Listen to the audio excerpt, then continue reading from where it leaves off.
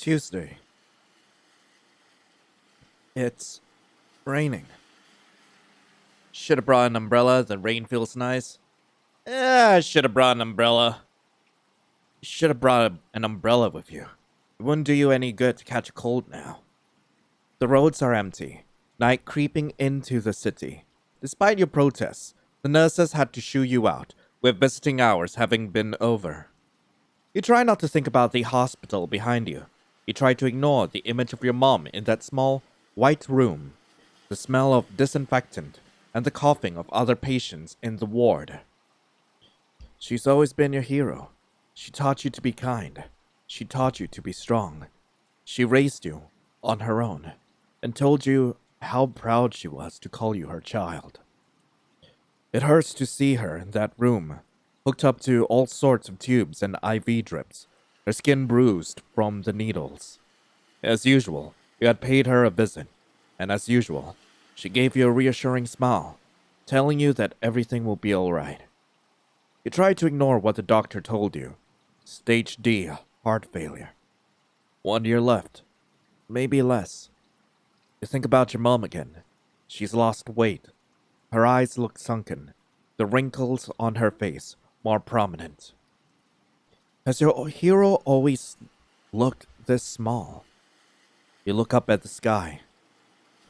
I should get out of the rain. There's something wrong with my blind date. Glass lounge bar. A bell chimes as you open the door, announcing your arrival. Welcome to the Glass Lounge. Oh, it's you. Missed me?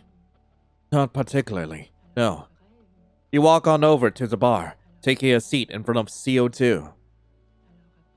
Lion? Uh-huh. You're dripping water all over my floor. Change the subject. I'm gonna apologize. You turn to see the trail of rainwater left in your wake. Ah, shoot. Sorry, buddy. Didn't even realize. You grab a napkin and toss it on top of the man-made puddle, but the cheap material simply disintegrates into soggy, smaller pieces. Huh. That didn't help, did it? No. These napkins suck. While I'm at it, your toilet paper is probably the worst thing I've ever used to wipe my cheeks with. Feels like literal sandpaper. Management's been cutting corners. Not much I can do about it. Maybe you should...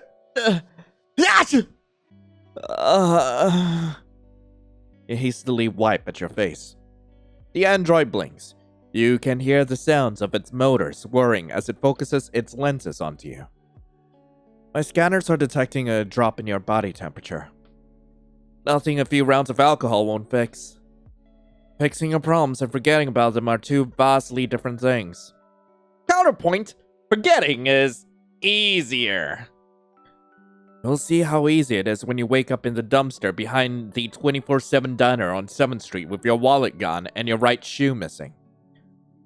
Oddly specific. It's not as if something like that's gonna happen soon enough, right? Also, I just realized y'all can't see my face at all. I am probably not sorry about that. Let me just fix that real quick. I don't sound as crisp as before, but you know what? You get a mix of seeing my beautiful face, hear my beautiful voice, and I get to see you as well. Nothing's going to obstruct me from all this loving I'm gonna do to you. Oh my god. Maybe I should stop. I should really stop flirting with the audience, like being for real here. Like, I have no idea who's on the other side of the screen. People tell me things. Your memory scares me sometimes, but I guess that's why you make the best drinks. Flattery will get you nowhere. Hey, as long as you're willing to give me the good drinks. I mean, hey, we can just brush all this aside, right?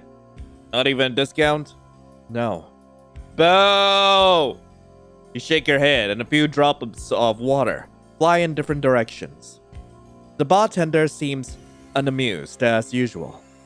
You wonder if it's burnt out attitude as a result of its programming, or if it's just jaded from being stuck working in a bar for the past 2 decades. Say, what's new as of late? Got any cool news stories to tell? That depends. What would you like to know? Gossip, rumors, trends, current events. I want to hear some hot goss. Give me the gossip. You're a bartender. Surely you've heard some juicy gossip as of late. Maybe I have. Spill! Professor Joy from your school came in here the other day. The biology professor? Yeah, he said that the school would soon be receiving a large grant, thanks to the efforts of his research team. There are quite a few extraordinarily bright minds working with him this year, many of them even winning awards on the national level. One student in particular stands out. They've made huge scientific advancements during their time at the lab. So much in a short amount of time, in fact, that Joy joked that they probably already found the cure to every disease on the planet. But the professor did seem a little concerned about whether or not they've been receiving outside help. The kid's a super genius and can produce results, but the things they've created just aren't possible without prior knowledge of certain things. And he's a little concerned about the sources of those discoveries. He wants the best for his students, but he also cares deeply about maintaining the academic integrity and ethics of their work. I guess professors care more than I thought. I always assumed they were just in it for the paycheck. The android shrugs. Joy is just notoriously passionate about his work. But to summarize, his students are all intelligent and hardworking individuals. He's looking forward to writing letters of recommendations for them in the future. What am I doing with my life, am I right? I ask myself that same question every time I see... It's a respectable work thing? I don't know. Can I call it a career? Is being a YouTuber a career? Thanks. You sigh, stretching your arms up into the air. Man, I was really hoping this would cheer me up, but I don't think that really helped. I admit, I'm not equipped to assist you with your personal problems. You think at this point they come up with some sort of emotional support software for you guys? Androids have no need for emotions. That would pose a security risk. I sometimes forget that you're not a real person. I kinda see you as a buddy. A buddy I wanna, strip that frickin' shirt off of bed anyway. The android shakes its head. Don't mistake what we have as friendship. Human connections do not mean much to me. Fortunately for both of us, I'm not the only one in your life. The bartender glances behind you. You have a good support network, Lion, and people who really care for you. You should make the most of it. Speaking of which, here comes one now. Lion? Lion, hi! Pups, what a coincidence. What are you doing here? I just finished up at the lab. Professor Joy held us up to go over some of our findings. How's that going? I heard the research team's been on fire recently. Recently? I think the last time someone set themselves on fire was 5 months ago. No, pups, I meant you guys have been doing really well. Wait, someone set themselves on fire? It was an accident with the Bunsen burners. He's okay though, and the research team, well, it's nice to work with other people who are on the same wavelength as me. Definitely a step up from when I was working solo. Everyone is so capable and responsive. We're like a well-oiled machine. It feels really rewarding. Glad to see you're having fun. By the way, who's the super genius on the team that I've been hearing so much about? Professor Joy's been gushing about them, apparently. Super genius? Oh, Isla, maybe? She's really smart. She catches on to things quickly, and she's a hard worker, too. She's going places, for sure. High praise coming from you. You interested in her? Not really. She's handy to have around, that's all. Anyway, I was on my way home when the rain started to really pour. I didn't bring an umbrella with me and the bar was nearby, so I thought I'd come in here to wait out the worst of the storm. Guess the weather caught us both off guard, huh? Somebody should fire the rain guy. The meteorologist? He can meteorologize these fists. Better watch out, Wither Boy. You're paying for my dry cleaning. Anyway, sit. Grab a drink with me. Might as well, since you're already here, right? On a Tuesday night? Fine, I have classes tomorrow morning. Aw, come on, Pops. Loosen up.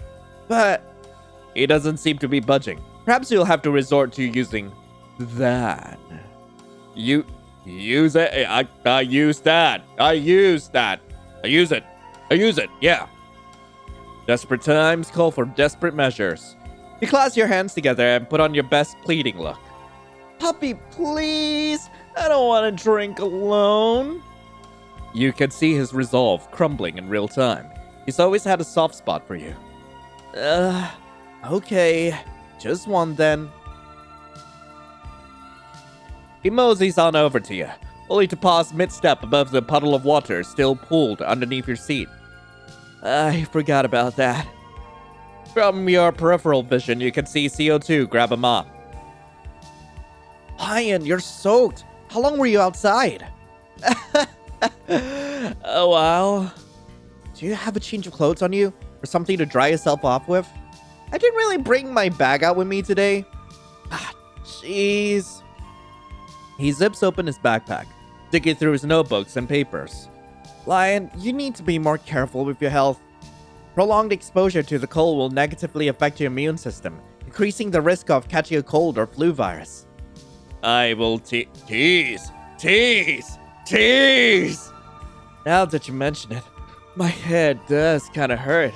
I think I might be coming down with fever. He freaks out immediately. What should I do? Do you need anything? Medicine? Water? Here, take my sweater! He starts to wriggle out of his outer layer of clothing, but you quickly grab a hold of his arms, laughing. Whoa, pups, not for free! You'll be giving it back though, right? Not what I meant, but it's fine. I was just joking around. I'm fine. He pulls his clothing back down, straightening out the little snail design on the front. You take notice of the gastropod's choice of eyewear. He's got little sunglasses on. Makes sense. Most land snails are actually nocturnal and dislike bright sunlight. The relationship between continuous light conditions and behavior of the freshwater snail. In other words, chill, yeah. Also, I want to see the snail with the gun. Oh my god, it's adorable, frick. All right. Hell yeah. You sniffle, your nose running. Guess the combination of cold weather and wet fabric got you in the end after all. We should probably still get you dried off a bit, Lion. Puppy is still digging through his backpack, finally procures a white towel. Found it! It's clean, in case you were worried about that. You scrunch your face up. Seriously, pups, I'm fine. And why do you carry around a towel with you? It's convenient. I use it as a pillow sometimes when I need to sneak in some sleep between classes. That's not weird, is it? No. What do you think, bartender? Very odd. Why not just bring a pillow at that point? I mean, towels could be used for other stuff too. Like dipping it in chloroform to knock people out? No, I meant like using it as a picnic blanket. Nothing but excuses. We've got him cornered now, Detective Lion. Indeed. Chloroform kidnapper, your evil deeds end here and now. Also, I'm just gonna say right now, why use chloroform? It takes ages to knock someone out. You guys do know that the application of chloroform via inhalation is a lot more difficult than just dipping a towel in it and holding it over someone's mouth, right? What? Is that supposed to be common knowledge? No, pretty sure only a killer of the serial variety would know that. Guys, I'm not a serial killer. I'm just messing with you, pups. Puppy sighs, draping the towel over your head. I will let him do it. You sit back and relax, letting Puppy take the reins. He's careful not to hurt you, cautiously combing through any particularly stubborn knots as he methodically parts your hair to dry off every section. It reminds you of the old days when you used to play together in the park after school. You know, I used to be the one cleaning up after you. Guess our roles have reversed, huh? Puppy hums. Seeing as how my messes were mud trails, dirt tracks, and the occasional wild animal, I'd say you got the short end of the stick. True. You used to drive my mom crazy with all the weird bugs you keep bringing into the house. I may or may not have gotten them a little overeager in sharing my insect collection with you. He runs his fingers through your hair, gently massaging your scalp. It feels comfortable. Physical touch isn't a new concept between the two of you. Growing up, you often hugged or held hands, and have even on more than one occasion shared the same bed. Oh. Oh, with pup? That would be adorable, honestly. But things have been different as of late. A slight shift in your dynamic with one another. A softer tone, a softer voice, the weird, unbearable feeling in your chest. Does he notice it too? You don't bring it up. You don't want to bring it up. It feels like something you'd ruin if you looked in the face. And done so. He sets the towel down on the table, clearly pleased with his handiwork. Feeling a little more comfortable now that your head is dry, you give Puppy a big thumbs up. Thanks, Pups. I didn't want to use the napkins here. Me neither. It feels like... Sandpaper? Sandpaper. The two of you share a conspiratory giggle. By the way, I didn't get to ask, but is that a new sweater? Uh-huh. I won it at a trivia booth at the last snail convention. Snail convention? Yeah, SnailCon. There's a joke to be had here. Do it. SnailCon, my nut. What? The hell do you mean, me? Bro is absolutely flabbergasted. No, what have I done? CO2, having finished mopping up your puddle, returns to its post behind the bar. You two seem close. Yeah, we're practically attached to the hip. Him and I have been tight since elementary. You grab onto Puppy's arm for emphasis. He smiles in return. How did you two even meet? Aside from the fact that you attend the same school together, I do not have too much information on your history with one another. You strike a dramatic pose in response. It can't be helped. There's a lot you don't know about me. I'm really just a dark and mysterious individual. I find it hard to consider you dark and mysterious when I've seen you hunched over the bathroom stall throwing up from alcohol poisoning. The lighting's bad in those restrooms. Maybe it just mistook me for someone else. No, you're here so often that the image of your sad, pathetic form is practically burned into my memory card. You turn to Puppy for help, but he shrugs half-heartedly. You do frequent this place. Probably more often than you should be. Traitor! Anyway, do you want to know the story of how me and Pups met? Trying to change the subject? Definitely trying to change the subject. Oh, I think I was, 7, 8 years old? I was playing at the old park near the sea. The one with the hills leading down towards the shore. It feels like a hazy snapshot or a fading image. The nostalgia makes you smile. I think I was picking dandelions. I thought they looked pretty and I wanted to bring something nice back for my mom. It was a simpler time. Your mom hadn't been diagnosed yet. You shake away the thought. And as I was picking these dandelions, making little flower crowns, I hear someone yell in the distance. It happened in a flash. I see the sky. Then I'm falling backwards, tumbling through the grass. Next thing I know, there's this sharp stabbing pain in my ankle and a crying boy in my arms. Turns out somebody, not naming any names, completely neglected to check his surroundings while trying to catch a ladybug and crashed right into me. Lady beetle, actually. They're beetles, not bugs. Ladybug is a misleading term because they're not really a bug. Real bugs, true bugs, are insects from the Hemiptera order. It said lady beetles belong to the Coleoptera order, which typically have an elytra that distinguishes Pupillidae. The story? Oh, alright. I was chasing after the lady beetle that landed on me and flown away. And, got a little too caught up in the chase and ended up colliding into Lion. Basically, we both fell down a hill. I sprained my ankle and he fractured his arm trying to break the fall. They sent us to the ER together. We were in there for a while, and the whole time, Puppy couldn't stop crying. I think he was more terrified about my ankle than his arm. I guess he was just scared I'd never be able to walk again. Now that I think about it, you made a promise back then, didn't you? His face flushes red. Looks like he still remembers. What was it again? I don't know. He definitely knows. I think he said, I'll take responsibility for you. Little Pups thought he'd have to be my permanent caretaker. My, how bold. Hey! It was serious, okay? If you got hurt. Look at him now. You found his reaction. It was cute. Huh?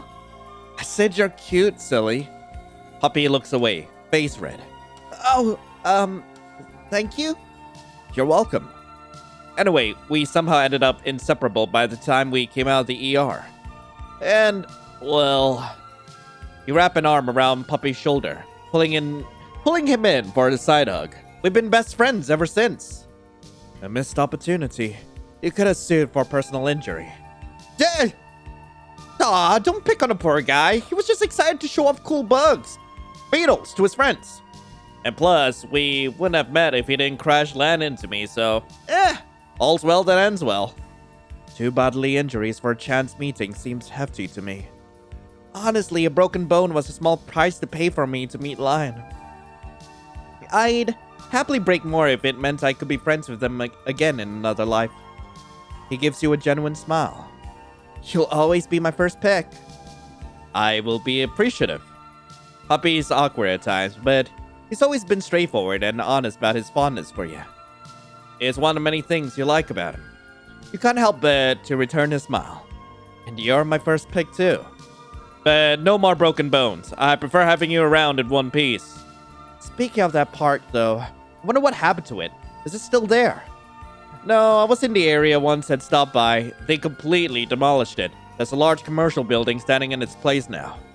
Ah, that's a little sad. Yeah, I miss it too. The hill was special to me.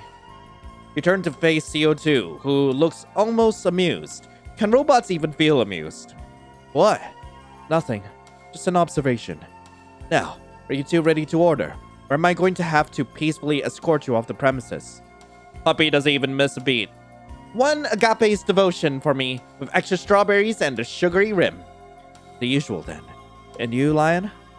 I love Mania's infatuation, but I want some extra points with frick, I forgot his name. Oh, I want some extra points with my friend over here, so yeah, agape's devotion.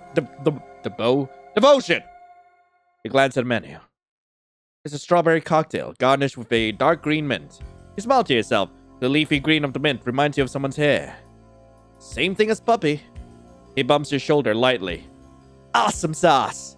CO2 seems less enthused. 2 cavity bombs coming right up. Hey! It's no problem that I like sweet drinks, right? You watch in silence as the android begins to measure out the portions of your drinks with extreme precision. It's almost mesmerizing. Puppy gives you a small tug on your sleeve, breaking your concentration. Lion? What's up? Tomorrow, after you're done with classes, you free? I will tease him. Yeah. Why? You asking me out on a date? It can be whatever you want it to be. I'm happy as long as we get to hang out. Huh. So where to? I want to check out that new commercial building you mentioned. The one where the park once was. And you don't have to decide now. Just let me know by tomorrow. Sure, but what's with the sudden interest? I'm curious about it, and you seem kind of down, so I thought maybe it'd help cheer you up. Yeah, how could you tell? I thought I was acting pretty normally today. It's just a feeling. He's always been oddly perceptive of your emotional state. Is it about your mom? Or maybe he's just an esper. You sigh, resting your face against the cool surface of the bar. Yeah, went to visit her today. Did her condition worsen? Stage D. Puppy goes silent, well aware of the implication of those words. He's been studying pharmaceutical sciences for a few years now, and it is even the subject of him and his team's research work.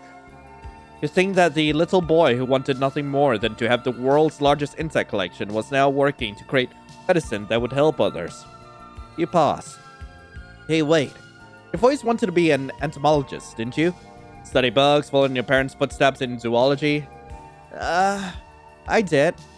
Then why'd you switch to a track in medical chemistry? I mean, clearly you're smart enough to pursue entomology, and it's something you're still passionate about. So why didn't you? Well, I do like entomology, but would have been nice as a career choice too, but... He tilts his head to look at you. I found something else that I wanted more. Even more than insect collection? Puppy giggles. Way more! Sorry to interrupt, but your drink's are ready. You straighten out in your seat as CO2 sets your agape's devotion in front of you. Oh, it looks so good! Thanks, old bot! You're welcome. You two enjoy yourselves. Ring me up if you need anything else. With that, the bartender gives you an indiscernible, almost smug look before disappearing behind an employees-only door. It's just you and Puppy now. He licks at the sugar on the rim of his glass before taking a tentative sip of his drink. How is it? Good! CO2 pretty much has my preference down to a T. What are your preferences anyway? Huh? I will tease him. Your preferences, pup. Sweet? Vanilla? Something a little more feisty? You mean like busy or spicy? Come on! Take the hint! Looks like he needs a little more pushing before things get through that surprisingly thick skull of his. You trace your fingers on the edge of his glass, picking up tiny crystals of sugar before popping it into your mouth. Sure. Spicy. He looks confused for a moment before gears start working overtime in his head. And then his mouth parts into a small O. Looks like he finally caught on! Are we talking about drinks? I don't know. Are we? He's adorable! Looks like his poor brain is fried. You decide to let him off easy, for now. You pick up your own glass, admiring the intricate work that went behind layering the liquids inside. Then tentatively, you take a sip. Puppy has good taste. The cocktail is both sweet and refreshing, the addition of strawberries contributing to the bits of hotness within the overall flavor. You smile. This drink really does remind you of Pups, the dorky sweetheart who's always uplifting your mood. Puppy downs the rest of his drink and wipes his mouth with a napkin. Then he fidgets around for a moment, something clearly on his mind. Blah, blah, blah, blah, blah, blah, blah, blah. I would rather let him work up his own courage, but I'm gonna give him a gentle push. Something up, Pups? Sorta. I just need to think about how I should word it. He tugs lightly on his stray strand of hair, a nervous habit of his. I got it! You're probably the strongest person I know, Lion. You always face your hardships head on without any complaints. And, well, I really look up to you for that. I think it's an admirable strength. But, whenever you're feeling down, you tend to hide it from other people. Even if you're really, really struggling, you still go about your day with a smile, as if nothing is wrong. He peers at your face, gauging your expression. I know I'm not the best person to talk about this kind of stuff with, but I've been around you long enough to know when you're really hurting. So, it's fine for you to be sad. I never judge you for it, and it won't make me think any less of you if you do. He tugs at his stray strand of hair again. I know there's not much I can do to help, but I'm here for you. If anything, if you need it. Oh, sweet Puppy Day. What did you ever do to deserve him? You know what? I asked for a hug. You reach out for a hug, and Puppy immediately wraps his arms around you. It's instant comfort. He's soft, he's warm, he smells like the morning dew and fresh laundry. I'm gonna keep sniffing him until, I can memorize his scent in my nostrils. When's the last time someone hugged you like this? You don't even remember. You hate crying in public. It makes you feel weak, like you're inconveniencing those around you. But with Puppy, it's different. Somehow, you feel like everything will be okay. He rubs at your back reassuringly as you bury your face into his scarf. It's not fair. I haven't even gone to repay her. You're already dead. I don't want to lose her. I know. I deserve to have my mom.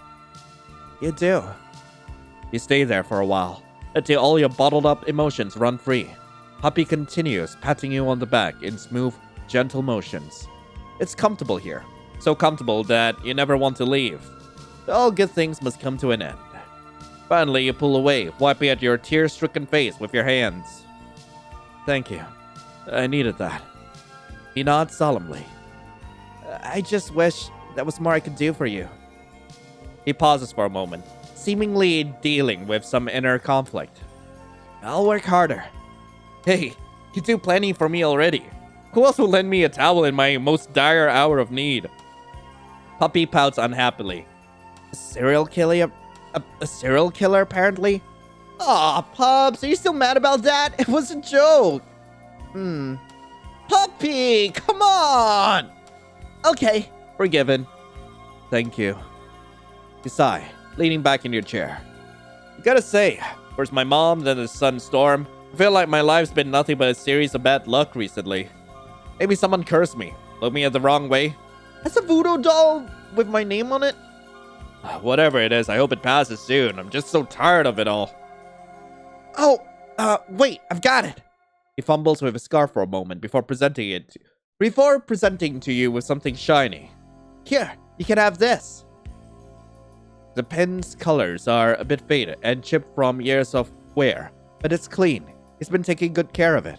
You've never seen Puppy go a day without this trinket, so it comes as a surprise that he's offering something up so precious to you now. They say lady beetles can grant you a wish. I know it's not a real one, but maybe the magic's still there? I did really take you for the superstitious type, being a STEM kid and all. There are some things in this world that science just can't explain. You know what? I'm gonna take the pin. You pick up the pin from his hands and carefully hook it to your own shirt. Thoughts? Super awesome sauce! You think some weird genius will get transferred to me now too? Now you're asking for too much. That is so childish. What's next? Don't tell me you two still believe in Santa Claus. You turn to face your uninvited guest. Louise Lu? Oh good, so your eyes do work. Louise Lu, your friend? Your enemy? You're not quite sure. But still smash. She has the presence of a tornado, entering and exiting people's lives on her own whims without much regard for the destructive path she leaves behind. Pups? Yeah? This thing was supposed to bring me good luck, right? Well, there's no actual correlation between lady beetles and an increased statistical probability in good fortune. Are you sure you didn't just curse me instead? I don't think so. Louis crosses her legs in response, not fazed in the slightest by your obvious displeasure at her appearance. Do you even know how long I've been sitting here? No. 10 minutes. I've been sitting here for 10 minutes, waiting for either of you to take notice. Do you have any idea how embarrassing it was for me to watch you two flirt with each other? Just thinking about it makes me want to throw up. You know, you could have just said hi. I didn't want to interrupt your little moment. She impatiently taps her fingers on the bar's countertop, clearly irritated. You're not quite sure what's gotten her so riled up. She's usually cool and composed. Something must have really ticked her off. Hi, Louis. It's been a while. She doesn't respond. Is it Louis or Louise? I'm not sure. I'm gonna go with Louise from now on. Are you interested in lady beetles? I have an illustrated book that provides a look at the evolution of the insect family. Never mind. You sigh.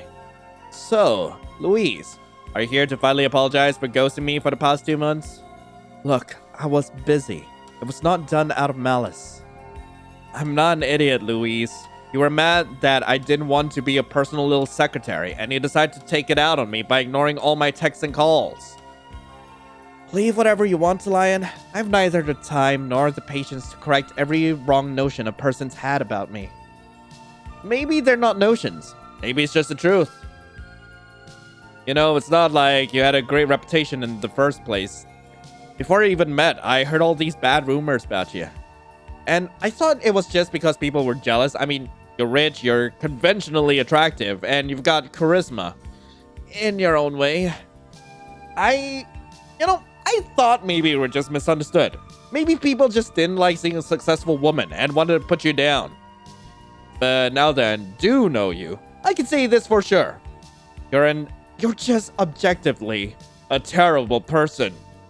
You know, that's just gonna make some of us out here, like, love her more, right? The only reason you ever keep people around is because they still have something of value to offer you. As soon as they outlive their use, you toss them aside. Louise doesn't even bat an eye at your accusation. Lion, everything in this world is transactional. You give something in the form of time, labor, or money, and you receive something of similar value in return. Friendships are transactional. Love is transactional. Even families are transactional. It's not uncommon to see fights break out amongst relatives over financial reasons. If something or someone loses its value, it gets thrown away. That's just how the world works. Okay, edgelord. Okay, I get it. Okay, you probably took up a course in humanities or something. I have no idea.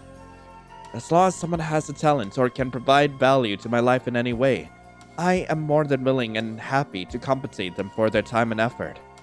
And I have. I've always been fair in upholding my end of a bargain. And I think the reason you are so upset with my lack of communication is because you are mistaken about our relationship with one another. I'm not your friend, or your companion, or your partner, or your lover.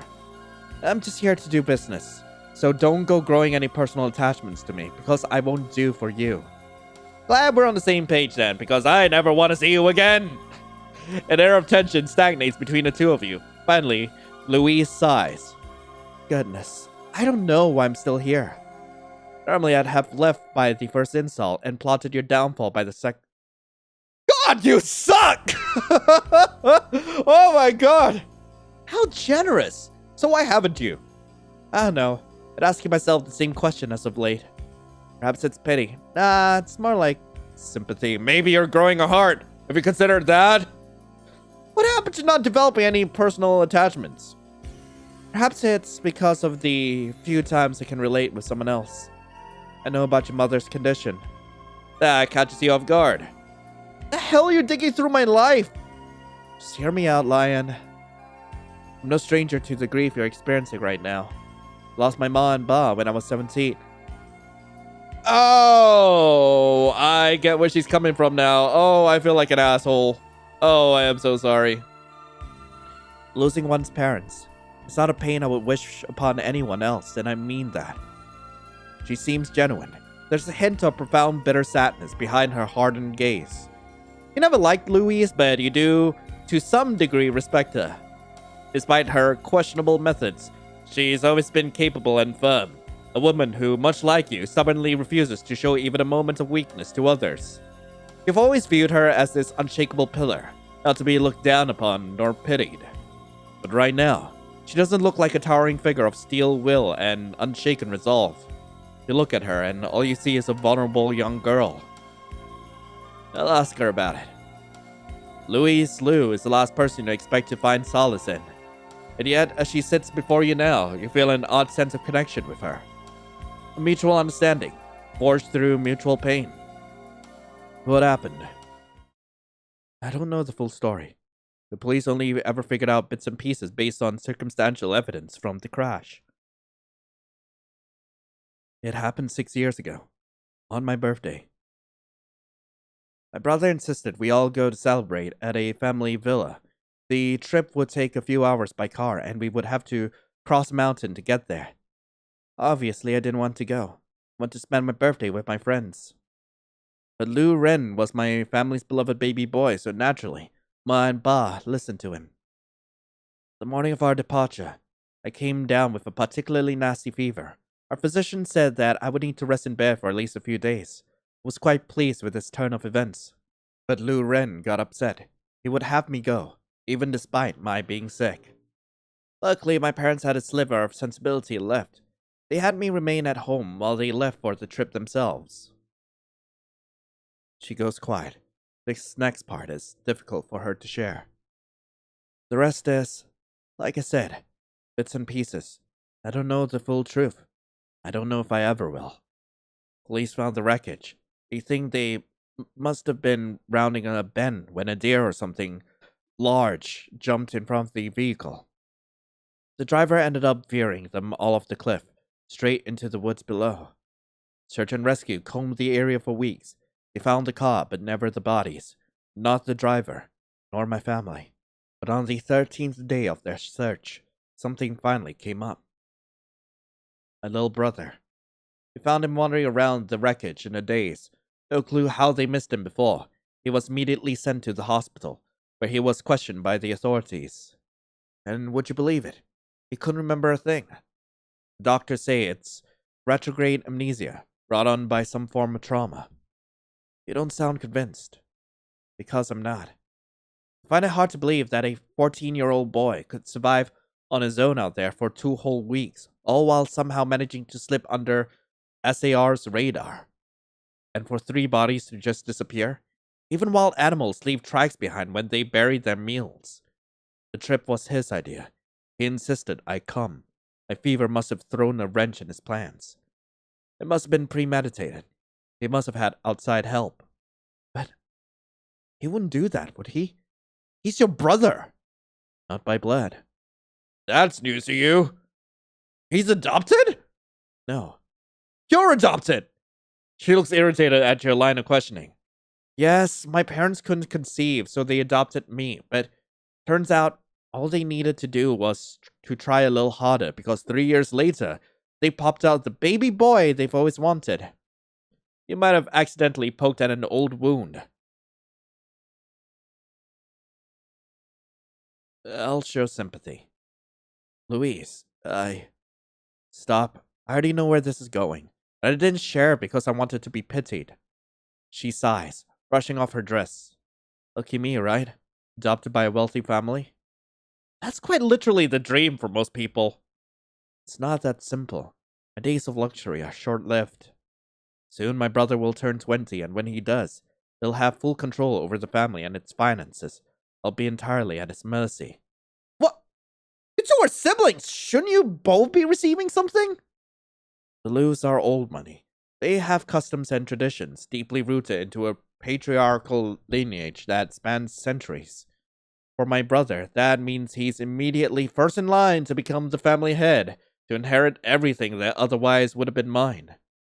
As for me, I'm going to be married off to whichever family will best secure my brother's position within high society, auctioned off like cattle. And I highly doubt a boy who killed his own parents and meticulously removed all evidence of his crime has any room left in his heart to hear out the woes of his dear adoptive sister.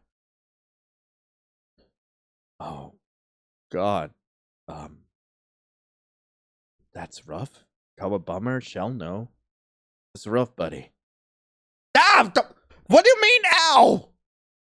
Louise gives your shin a swift kick with her heels. It is rough, which brings me to the subject matter at hand. I need you to do a favor for me regarding my baby brother, and I will reward you for your efforts. You blink once, then twice. That's why she sought you out today. I'll hear her out. I knew it. It's never that simple of you, is it? Everything has to be transactional. There's always a catch. You sigh, too tired to even let anger take over. Fine, I'll humor you. What deal do you want to strike this time? I can get your mom a heart transplant. Huh! No wait list necessary, no long procedures, everything paid for and taken care of, with the best cardiothoracic surgeons money can buy. And what do you want in return? Louise smiles. I'd like you to find evidence of foul play regarding my brother's involvement in my parents' death. Like I said, Luren will be turning 20 soon. He'll have a Guanli ceremony to celebrate his coming of age, and then he will officially become the head of the family. I can't have that happening. I've already lost my parents to that monster. I refuse to lose their legacy as well. I'll need something big. Something that'll permanently hinder his claim to the inheritance, while also helping me garner the support of our relatives and other family friends. Your head feels like it's about to burst. How am I supposed to find any evidence? This happened 6 years ago! I'll be setting you up on a blind date with him. You and Puppy both give her a weird look. She rolls her eyes in response. Of course, this is a date in name only. What I really want from you is to extract information out of him pertaining to my parents' case. If you succeed in bringing me back something useful that I can actually use, I'll have my people on standby begin the transplant operation on your mother. And if I don't, then the deal's off. This doesn't seem safe. What makes you so sure your brother will agree to this date, especially one that you set up for him? He will. These types of arranged meetings aren't uncommon for those within our circle. And since my network is larger than Lu Ren's, I've been tasked with appointing him blind dates in order to find a suitable marriage partner. I've been setting him up on these dates for years now. I know his type now, and I've realized he has a tendency to slip up when he has something he wants placed in front of him. And I have confidence he'll slip. He's got a voracious personality that can only be satiated by someone with a strong will, someone such as yourself. So play along, wind him up, lure him in with false promises, and gather proof, any proof. If you can't find any, make it yourself, whatever it is that gets the job done. She tosses a folder onto the table. Here's information that my investigators have collected on him over the years. The photograph itself is outdated, but I recommend you read over it. She points towards one section. His habits, his hobbies, his likes and interests. He's a very self-indulgent individual. He spends his time either pursuing the arts or enjoying fine dining. His mention has a subsection dedicated towards the things he's collected over the years. Okay. So, if I got this right, you want me to use my prowess as someone who plays way too many dating sims to, like, woo your rich brother, who may or may not be dangerous. Seems like something that's way up my alley. Just being honest here. She points towards another paragraph. His financial and travel records, purchasing history, and contacts. He often takes trips to isolated places in the mountains and went through great lengths to acquire it. He's a private person who doesn't enjoy showing his face in public since the incident. This seems extreme. Does it? Everyone says I'm just being paranoid, that he's simply self-conscious over his disfigurement. That's why he's kept to himself ever since. But I know otherwise, and I know whatever it is that he's been hiding won't be so for long. I will reveal the truth, and I will get my revenge for everything he's done to me in the past. She gets up from her seat, ready to leave. You hastily run after her. Wait, Louise! There's a lot to take in! And I don't know if I'll even accept this deal. It's just... She ignores you, instead continuing her walk towards the door, where a man is already holding the door open for her, an umbrella in hand. When you make eye contact with her, you can tell that she already knows that you won't be refusing this job. You only have one mother, Lion, and no amount of money can bring the dead back. If there is anything you need to prepare in advance, contact me. I will provide it for you. And you promise that my mom will receive the proper treatment as soon as you come back with your information. I swear it. So work hard. I want payback for the Wangba done, responsible for my parents' empty graves. And that's the end of the demo. Anyway, there's something wrong with my blind date. I really hope you guys enjoyed it. If you guys do want to play this for yourselves, link to the game will be in the description below. We will be back with a part 2 of this as soon as it's been released. I believe that this visual novel in particular is going to be released in several parts, from what I could see so far. But either way, kind of excited to see how this next part's gonna play out. But anyway, thank you all so much for watching. Hope you all have a lovely rest of the day. And as always, I'll be seeing you in the next video. This is Lion, signing off. Ciao.